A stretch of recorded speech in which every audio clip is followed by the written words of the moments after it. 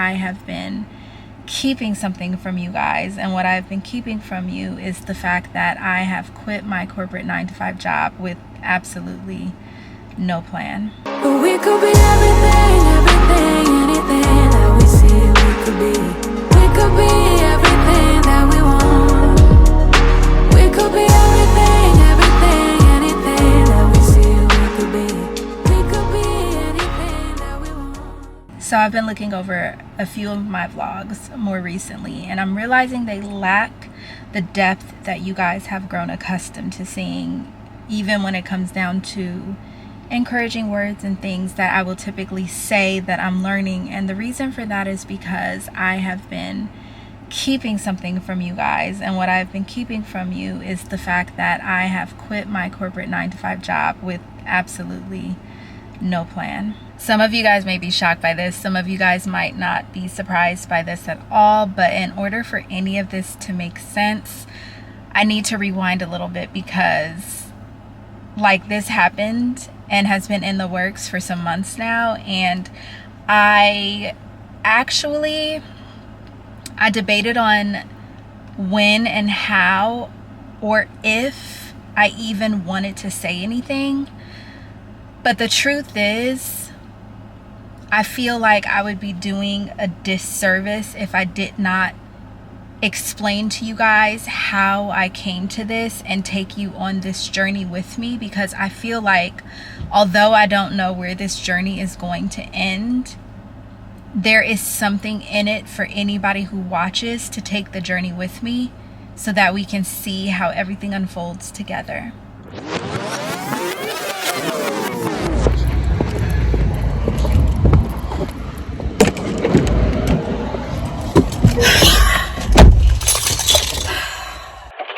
Am I the only one that likes to take breaks in their car?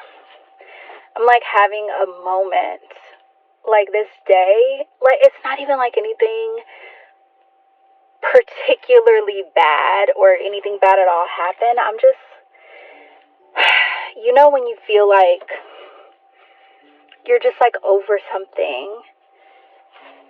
I feel like I'm experiencing burnout, like extreme burnout from this job. Like,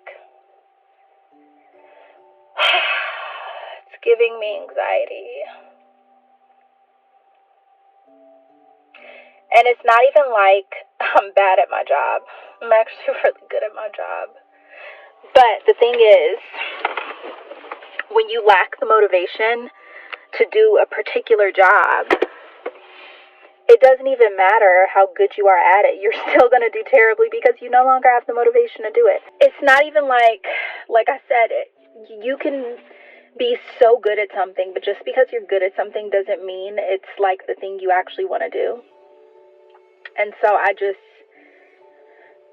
been thinking about, like, what is it that I'm feeling? And it's really like burnout. Like, you can just get so burnt out from doing the same thing over and over and over again.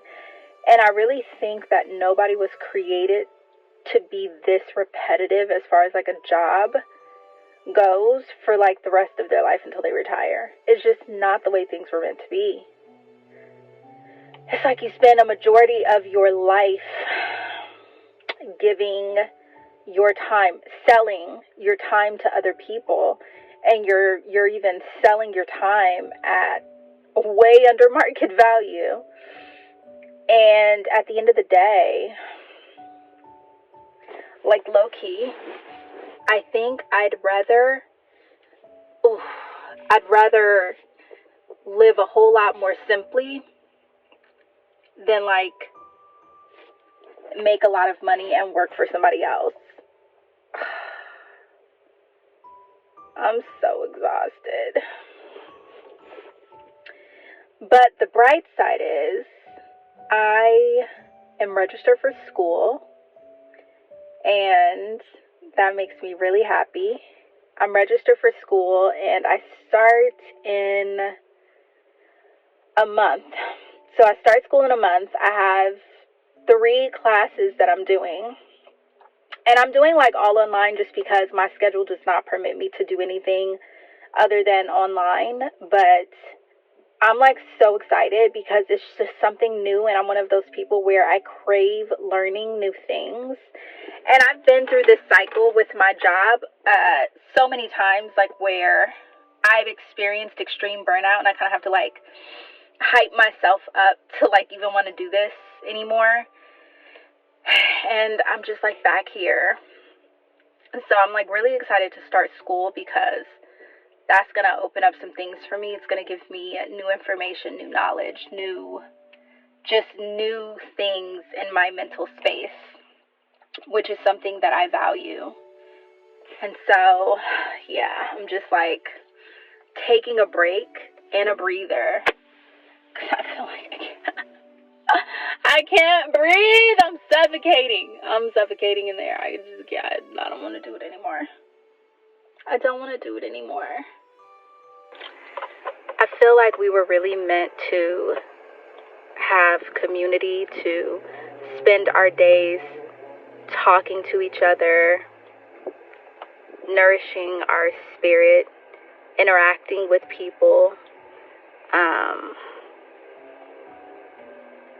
planting, growing our own food, even like that kind of work, which is beneficial for you. You're eating things that are good for you. You're doing something that's good for your family, that's contributing to your community. Like, and even though I'm not really one for manual labor, I really am not.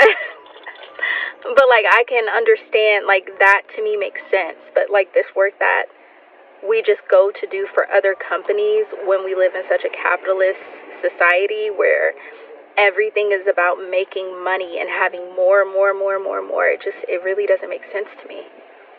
Because I think like the older I get and the more time that passes by, the more content I am with having just what I need for that day. Like, just give me what I need for that day and a few things that I want for that day. So, I don't know. There's something to people who live a very simple life. There is peace in that. I really feel like I really need to reevaluate what I feel is success and like what I actually want, because I think what I think I want is not actually what I really want, just based on how I even feel right now. So just a reminder to check in with yourself and make sure that you're really evaluating if what you think you want is what you actually want or actually need. And if you had it, like what would you do with it really? And how do you really feel like it would make your life better? Because for me, I don't need to be wealthy.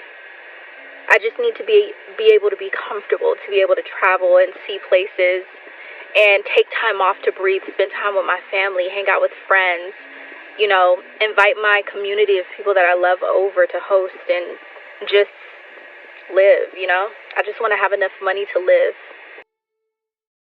It was in that moment that I realized I needed to start taking serious some of the dreams that I had been having, where I felt like God was telling me my season at my job was coming to an end. The thing is when you are so used to a certain level of comfort, it's really hard to make a decision that you don't really know how it's going to work out. But I was really, really conflicted. I remember having this dream, and in this dream, I was supposed to be taking a test, and I needed a permit to take this test. So that right there lets me know that I first needed to be permitted to even take this test. Now, how do you get a permit? It's kind of like a driver's permit. You study for a little bit, you take an initial test to even get a permit to be able to take a driver's test. It's almost like a lot of the tests and things that I have been going through were the things that I needed to know to even take the test to get the permit in the first place. And only after learning those things would I be permitted to move forward into the next season, which was the next big test that I needed to take. So in this dream, I'm looking around for this permit. I can't find it anywhere, but I know that I had it. Well, eventually I did find the permit. And when I found the permit, I was so excited, and I ran over to the person who was going to be accepting my permit in order for me to take the test. And I was excited. When I got over there, I realized that the test was for me to climb up to the top of this ladder and jump and have enough faith to fly. That was the test, to just climb to the top and jump. And I remember feeling so nervous as I was climbing up this ladder, but I felt prepared and unprepared at the same time. It's kind of like when you are scared to do something and yet you do it anyway. I knew that I had it in me to fly, but it didn't mean that I wasn't scared to do it. So I climbed up to the top and the dream ended just as I jumped. I thought about that dream and I realized that although I was scared to make the choice, it was something that I was going to need to make, because there was no getting to the next step without doing that part first. So I made the decision and I went in prayer about it. And I got confirmation that this is what I was supposed to do. So it's about 2 weeks or so before it's my last day at my job, and it's feeling a bit bittersweet. I feel like every day leading up to that moment feels like a Friday, but also the reality of it hasn't set in because I've been here for 12 years. And I think that it's so easy to fall into the routine of things. But if I'm really being honest, I knew I was supposed to leave this job 2 years ago and I was scared. So I really don't even know what the next part of my life is going to look like. I have no backup plan, no job that I'm leaving to go to. It's literally just taking a leap of faith and being obedient because God told me that my time here was done, and clearly He has a plan. I just don't know what it is, but I'm going with it. So we're gonna just see what happens. But I am excited to take you guys with me because it's definitely a faith walk. And truth be told, I'm scared. I'm really scared.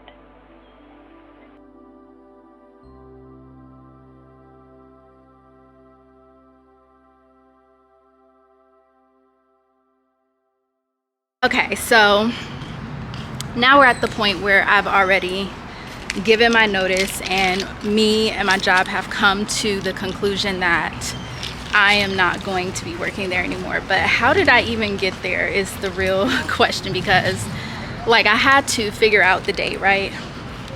I was so conflicted when it came to trying to figure out the date that I should give, because in my mind I had one date, right? But the thing is, it's like you can have a date in your mind, but when you're following instruction that you feel like you're being given, that date, it don't always like work out. So of course I had to pray about it because I'm trying to figure out the best date for me to give as far as like what's going to be my last day.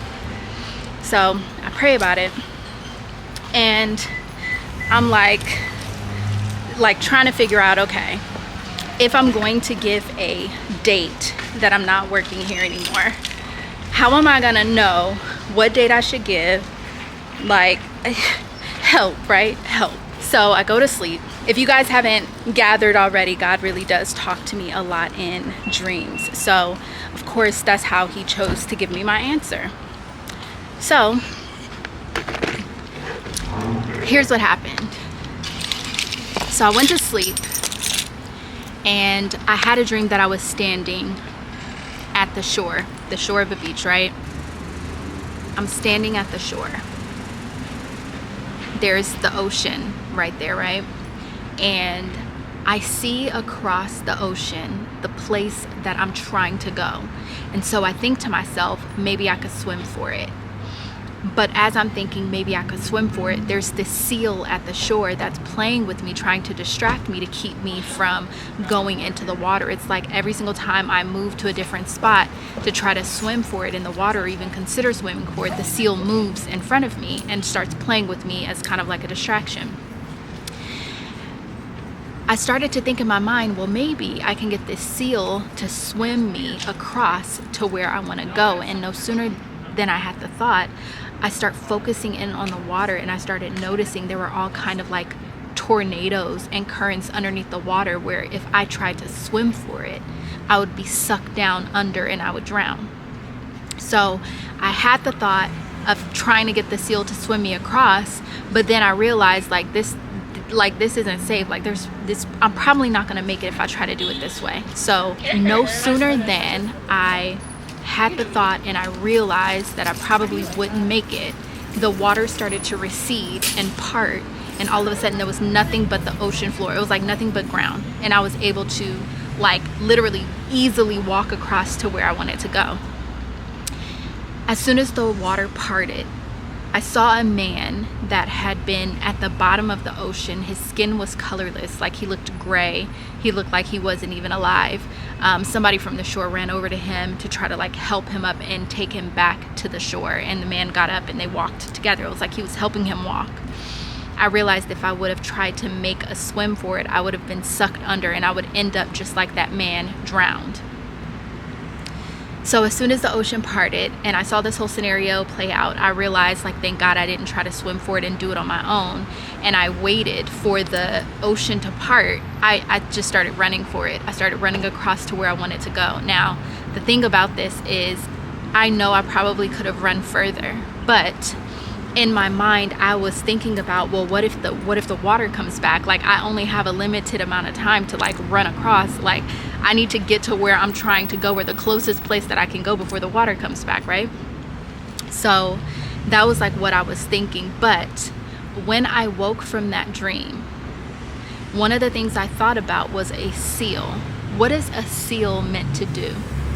A seal is meant to keep things closed until it's time for it to be opened, right? Sometimes God uses a play on words with me when I'm dreaming. So I might see a seal, the animal, but really it's a seal, like a seal, you know? And so I realized that the seal was keeping everything closed and keeping me back until it was time for things to open up. And then when things, opened up, it was like, run for it, right? So when I woke up from that dream, I realized the only way that I would know when it was time is when things opened up. Like I wasn't gonna know until it was actually time to make the choice. And sure enough, that happened. I was able to like be presented with an opportunity to make the choice. And when I did make the choice, the finish date, like my last date, ended up being literally the date that I had in my mind. Like I said, I don't want to be here past this date. And when I got the date, that date literally was the date that I thought in my mind. So it was kind of crazy because I knew that that was my moment, and that if I did not take that moment, I didn't really know when that moment was going to come back around again. So I took the opportunity and I let them know, okay, this will be my last day. And so that's how I got to the whole point of having 2 weeks left. Like it was pretty crazy. And then just working that last 2 weeks was real wild, it was real wild. The feelings, like I went through such a mix of emotions. I am about to walk into my office for the last time. This is so wild. Like, it's terrifying, but exhilarating at the same time. I can't even believe it.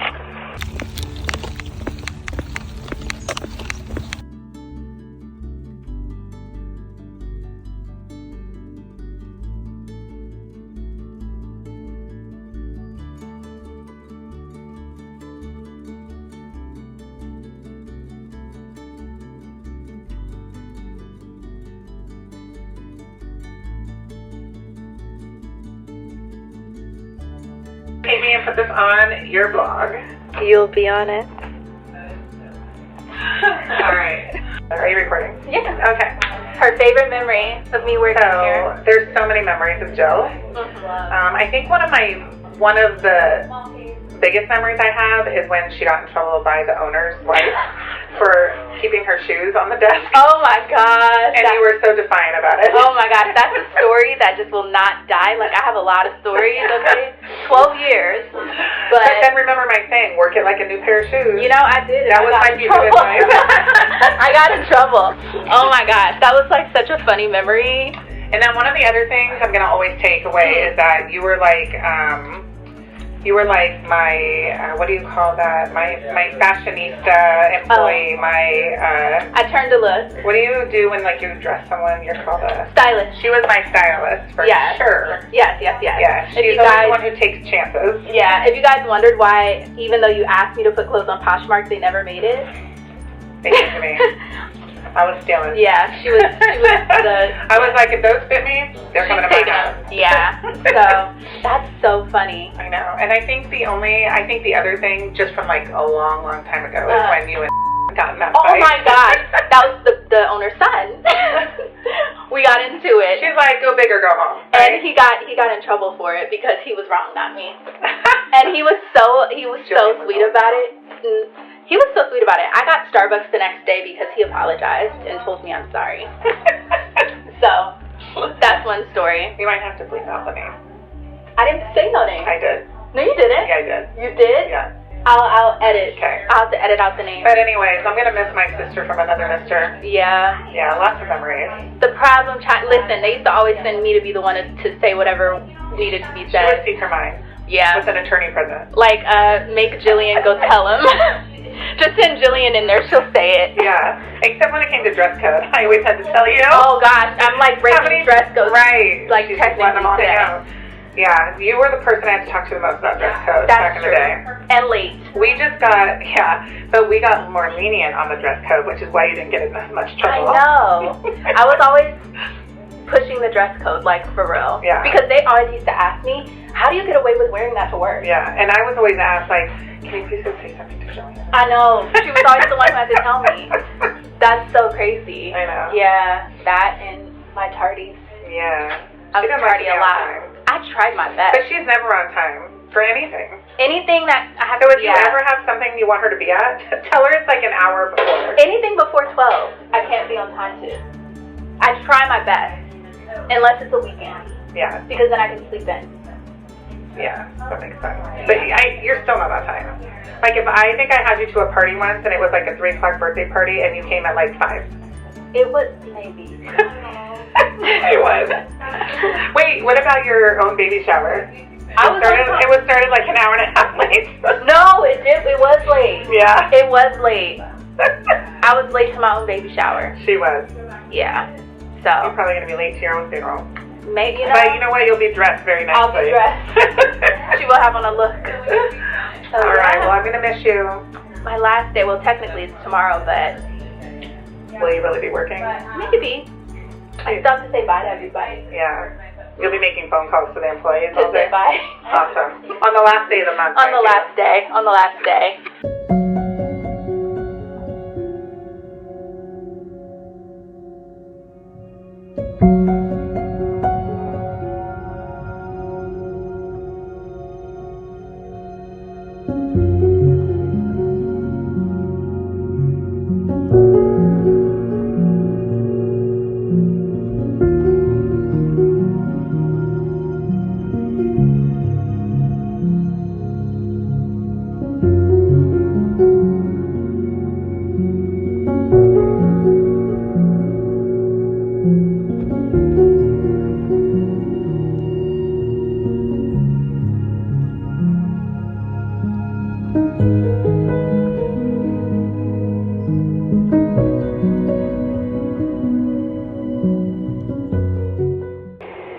Simultaneously, I am doing a vlog right now, and you guys don't even know that I just clocked out of work for the last time. It's so crazy because it doesn't even feel real. Like, it does not even feel real. I can't even explain how I feel about it, because it just doesn't even feel real. Like, I can't even wrap my mind around the fact that come Monday, I'm not clocking in to work. So the only thing I'm going to be doing Monday is dropping off all of like my work equipment to my job, saying bye to a few people, and like that's pretty much it. That's all, and that whole entire era of my life will be over. So I am getting gas right now. I don't even, like, I have no idea what God has planned. I know that I'm following instructions, but it's so wild how this walk is like, it's the type of walk where God typically does not give you your next instruction until you do the first thing he said. And so now that this chapter is closing, you know, then I can like really see what he's up to, but it's terrifying and exhilarating all at the same time. I keep using those two words together because they perfectly describe how I'm feeling. It is terrifying and exhilarating all at the same time. When I first started that job 12 years ago, I had just gotten married not that long ago. I was a new stepmom. I was a mom to a younger, you know, Amayali, you know, my oldest daughter, and we hadn't even had our youngest daughter that you guys know so well yet. And it was just like, I was so happy to have that job, and it was such a good job for me. I don't know, I kind of feel like it was almost like my first grown-up job, and I just loved and enjoyed doing it so much. Like, there were just so many things about it that I loved. And then as time passed, you know, we change, we turn into different people, and I started to realize that there was just a bigger calling on my life and just other things that I knew I would need to do. And I was starting to have dreams that it was like time's up at that job, but I just held on because I was so scared. If you stay past your season, all of your good turns to bad, and I could feel like all of my good turning into bad. I could feel the turmoil, I could feel the stress, I could feel like everything turning bad, and I just did not want that. So I prayed about it, asked God for some confirmation, some clarification, and the pandemic hit, and things kind of like really changed. And even after that, I kind of stayed in longer than I knew I should have, until eventually I just felt it. Like, I just felt it so strongly that like my time was up, and I knew that if I missed that window, you know, of opportunity, if I missed walking through that door in obedience, that door would close, and I would have to repeat this cycle all over again until I gained enough faith and courage to walk through it the next time it opened. And you know, the thing is like, when God opens a door, it's best to walk through it when he first opens that door. If he has given you grace, then you will get that opportunity again. Like I did 2 years later, I got the opportunity again. Sometimes a door closes and you don't get the same opportunity again. Like, your path kind of changes. Of course, there are times where if there's something that you're really meant to do, you're gonna do it. Like, somehow, some way, God's gonna knock you onto that path if there's really something that he has chosen you for. But there are times where if you keep passing up the opportunity, if you keep not walking through the doors of opportunity, if you keep not taking that chance, like, you just knock yourself further and further off path, and you delay yourself, and you lose years of your life. And I just did not want that for myself. So I had to make the choice. I had to make the choice to say goodbye to everybody and start this new journey, this new chapter. And I don't have a backup plan. I don't have another job lined up. I don't have anything but faith.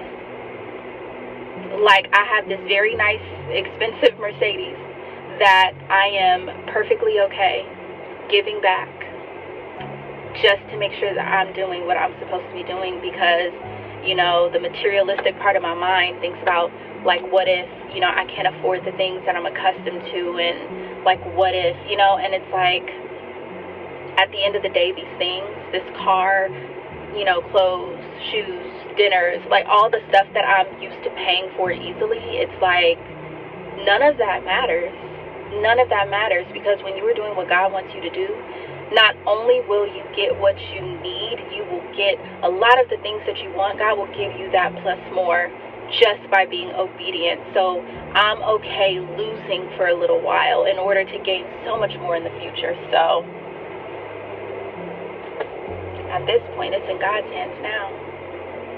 I've been obedient and I've said yes wholeheartedly.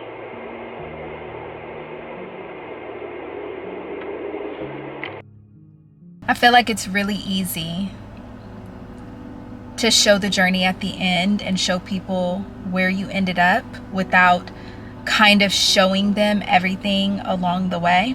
Now, I don't think that it's for everybody to show everything. However, it takes a lot of humility to show people something that could end up in failure, you know? And I do think that there's something to watching how something unfolds along the way versus just seeing the end result and assuming that that end result is how it should be or how it will be for you. I really want to show you guys what this journey looks like for real, the good, the bad, and the ugly, you know? I literally feel sick to my stomach. I feel sick. Like, I'm so nervous to do this because, like, my initial plan, my initial thought was, if I were going to say something, to kind of like tell you everything after it was all said and done. But I just felt a tugging in my spirit, and I just felt God telling me that was not the way that He wanted me to do it. And so for me, I'm showing you guys something, and I'm bringing you along on a journey that has not even finished, a journey that I have no idea where this is even going to go. I could literally fail. Like, I could fail. I could. It's a possibility. But even if I do fail, there's something to be learned in failure, you know? Like, I just have no idea where this is going to end up. I don't have a plan. I did not quit to become an influencer. I quit because that was what I was told I needed to do. That is what God told me to do. I don't know why God told me to do it. I have an idea. I have some things that He's shown me, but I don't really know why He said to quit. God told me to quit my job. And I looked at Him and I was like, well, why? Like, what are we going to do? I don't even see, like, what the plan is. And I heard God say, do you trust me? Will you trust me? And when I quit, essentially I was saying, challenge accepted.